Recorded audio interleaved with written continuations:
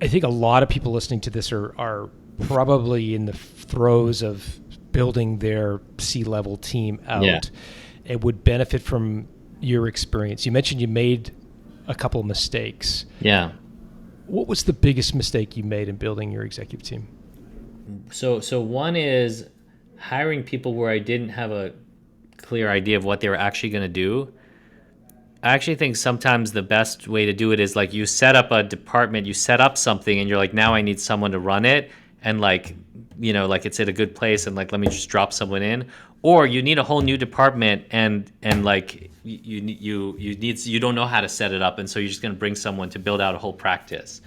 But taking something that's already working and just trying to plug a senior person into it for the heck of it, even though it's already working well, is very difficult, because the people who are used to the way it was working and all of that, there can be tissue rejection, there can be all kinds of problems and fallout from doing that, and people feel like, so for example, in the product area, I was doing that, but then I was like, I need a product lead under me, but then everyone was like going around them and still coming to me.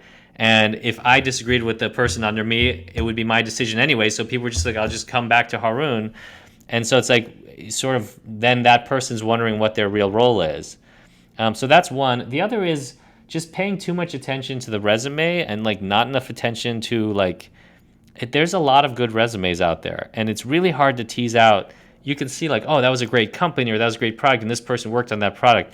But what you don't know is like, what did they actually do? Like, if you think about like school and you think about group projects, there was like the one or two people that like really made that group project happen, and then there's everybody else who kind of supported and contributed.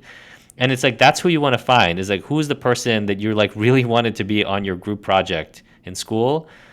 That's the type of person you want to hire. And if it's not on the resume, Yeah. what do you look for in an interview or some other source to identify the person who's going to do the lion's share of the work in the group project? Yeah, I mean, the first thing is like when you're interviewing them, is the stuff they're saying like super resonating? Like you almost come away with a feeling for really great hires, like in the first conversation, you're just like, holy crap, I have to get this person. Like that's what it feels like. It's like, geez, I need to get that person.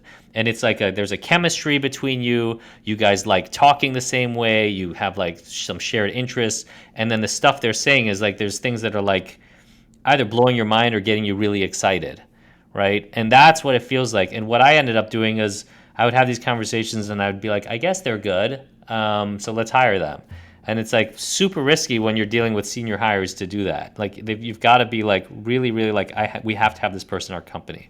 Yeah, yeah. What I'm hearing you say is there's a sort of level of connection you get with someone where there is a deep shared knowledge of something. Like if you're having a conversation with a casual sports fan and you start talking about something peculiar like the Tour de France bike race, Yeah. they might be able to reference, the maillot jaune and the peloton, et cetera, but they won't necessarily be able to get into the details. If that guy was in sixth gear on Alpe d'Huez on the third turn, Right. and when you find someone like that and you start to connect in that level of detail, it's like instant. They've actually know what they're talking about. Yeah, you know what they're talking about, exactly. Am Yeah. I putting words in your mouth here? But No. as you talk about it, I feel think that that's- sense of, I think that's right, and often having them maybe present something or do some work, solve a challenge that you've been thinking about or something, like what would you do in this case? And if they come back with something that's like, oh wow, that's actually better than what I would have done, right? Like they've got to kind of be better than you in some way at the job. Otherwise, it's going to be really hard because you're just going to be telling them to do things, and you're just going to want to be like, forget it, I'll do it myself because I can do it better. And so like they've got to be better than you at it, and they've got to be necessary. Like they can't just be superfluous or like, let's hope. It's also really good to just have, if someone tells you this person is awesome and there's someone you trust, that's super helpful, right? Like they're just like, trust me, they're just awesome. You're not going to go wrong with this person. And that's different than calling the two references that they might give you, because those are always going to be good.